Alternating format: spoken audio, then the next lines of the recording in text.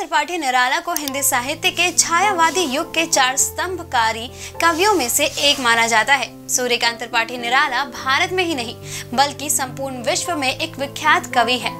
निराला कवि के साथ बहुत ही प्रसिद्ध उपन्यासकार, निबंधकार, कहानीकार थे। वह इन सभी विधाओं में लिखने के साथ साथ एक बहुत ही विख्यात रेखा चित्रकार भी थे। आज उनके जन्म दिवस पर आइए जानते हैं उनके जीवन से जुड़ी कुछ अनसुने किस्सों के बारे में। नमस्कार, स्वागत है आपका प्रभात प्रकाशन के हमारे YouTube चैनल पे। अगर आप हमारे चैनल पर पहली बार आए हैं तो हमारे चैनल को लाइक और सब्सक्राइब करना ना भूलें। तो चलिए शुरुआत करते हैं हम आज की यह वीडियो। सूर्यकांत त्रिपाठी निराला का जन्म 21 फरवरी 1899 को बंगाल राज्य के महिषादल रियासत में हुआ था। उनके पिता का नाम पंडित राम सहाय त्रिपाठी था, जो महिषादल रियासत में एक सिपाही की नौकरी करते थे। उन्होंने अपने बचपन से ही साहित्य में अपनी रुचि प्रदर्शित करना शुरू कर दिया था और धीरे धीरे करके उन्होंने बहुत सारी कृतियां लिख दी।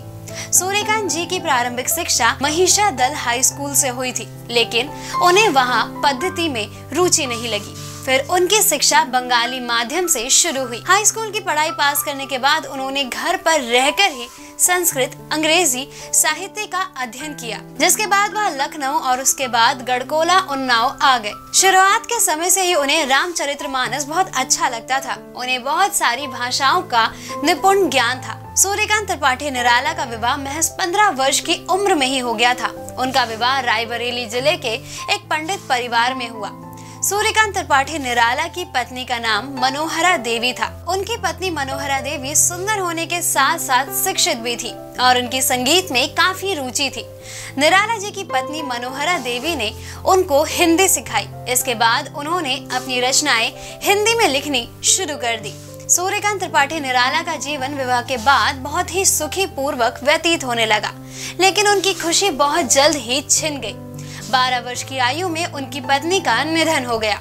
इसके बाद वह फिर से आर्थिक मंदी से जूझने लगे। अपनी इसी आर्थिक मंदी को दूर करने के लिए उन्होंने कई प्रकार के प्रकाशनों के लिए रीडर और संपादक का काम भी किया। लगभग 16 से 17 वर्ष की उम्र से ही निराला के जीवन में अनेक प्रकार की विपत्तियां आने लगी, लेकिन उनकी यही विशेषता रही कि किसी भी विपत्तियों से उन्होंने हार नहीं मानी। उनके जीवन में आए हर प्रकार के सामाजिक, साहित्यिक और देवी संघर्षों को झेलते हुए उन्होंने अपने लक्ष्य को प्राप्त किया। सबसे पहले तो उनकी माता का निधन हो गया। उसके कुछ ही समय बाद उनके पिता की भी मृत्यु हो गई। पिता की मृत्यु के बाद घर की आर्थिक स्थिति खराब होने लगी। उनका जीवन अभाव में बीतना शुरू हो गया। वहीं स्पेनिश फ्लू के विकराल रूप के कारण घर के अन्य सदस्य भी चल बसे। इस तरीके से निराला जी का जीवन पूरी तरीके से अकेला हो गया। विवाह हुआ तो पत्नी की मृत्यु हो गई। इससे निराला जी पूरी तरह से टूट गए। फिर रिश्तेदारों ने उनके लालन पोषण की जिम्मेदारी संभाली। शुरुआत में निराला जी महिषादल की नौकरी करते थे, लेकिन परिवार के सभी सदस्य, चाचा, चाची, भैया, भाभी का देहांत हो जाने पर शेष कुनबे का बोझ उन पर ही आ गया, जिससे उनकी नौकरी परिवार के शेष लोगों का पेट पालने के लिए पूरी नहीं थी। इस तरह उनका लगभग आधा जीवन आर्थिक तंगी में ही गुजरा। जीवन की इतनी खराब परिस्थितियों में भी निराला जी ने कभी समझौता नहीं किया। उन्होंने संघर्ष किया।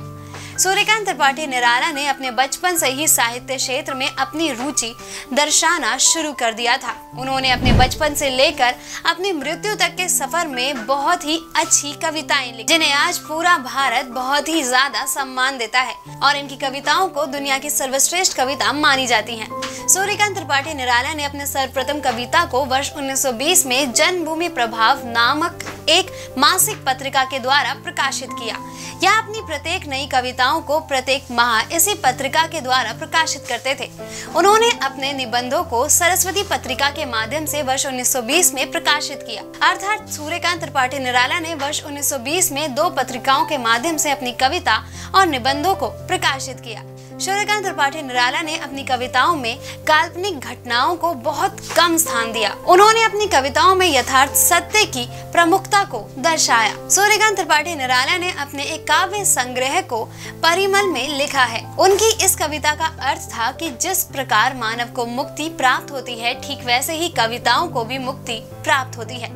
निराला जी की कविताओं में अक्सर खड़ी बोली की प्रधानता मिलती है। उनकी कविताओं की भाषा शैली बहुत सरल और स्पष्ट है। संज्ञात्मक और ओश उनकी कविताओं की मुख्य विशेषता है। उनकी कविताओं में श्रृंगार रस से लेकर अन्य रसों की भी प्रधानता है। कवि ने अलंकार का भी भली भांति इस्तेमाल अपनी कविताओं में किया है। रहस्यवाद, राष्ट्र प्रेम, प्रकृति प्रेम जैसे गुण निराला जी की कविताओं में देखने को मिलते हैं। अपना जीवन संघर्षों से भरा होने के कारण निराला जी की कविताओं में शोषितों और गरीबों के प्रति सहानुभूति, वर्णभेद के विरुद्ध विद्रोह और पाखंड और प्रदर्शन के लिए व्यंग उनके काव्य की विशेषता रही है। हिंदी साहित्य के छायावादी युग के प्रमुख कवि सूर्यकांत त्रिपाठी निराला के जीवन का अंतिम समय प्रयागराज के दरागंज नामक मोहल्ले में एक छोटे से कमरे में व्यतीत हुआ।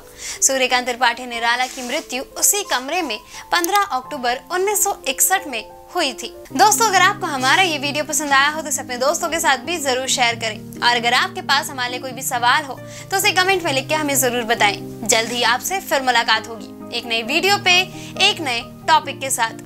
तब तक के लिए नमस्कार।